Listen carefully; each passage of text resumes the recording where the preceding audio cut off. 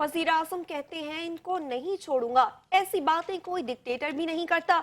शिबली फराज का सेनेट में इज़हार ख्याल, कहा आवाम को एहतजाज के जमहूरी हक से महरूम रखा गया। तमाम सख्तियों और रुकावटों के बावजूद आवाम 26 नवंबर को आए। जहां आपकी अक्सरियत है वहां इलेक्शन हो जाते हैं, ये ऐवान नामुकम्मल है। केपी में सेनेट इलेक्शन नहीं कराए गए। डिक्टेटर भी इस तरह की बात नहीं करता। हमें उस पर शहबाज शरीफ की ये बात है, उन्हें हम छोड़ेंगे नहीं।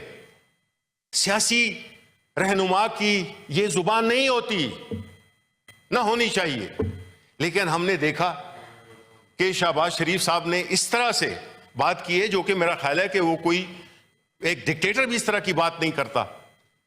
हमें उस पर सख्त एतराज है और हमें इस बात को सोचना होगा कि क्या वजह है कि जो इकोनॉमिस्ट, जो कि एक बड़ा नॉन मैगजीन है, उनका इंटेलिजेंस यूनिट ने पाकिस्तान को डेमोक्रेसी इंडेक्स पे एक हाइब्रिड गवर्नमेंट से अब अथॉरिटेरियन गवर्नमेंट का में क्लासिफाई कर दिया है।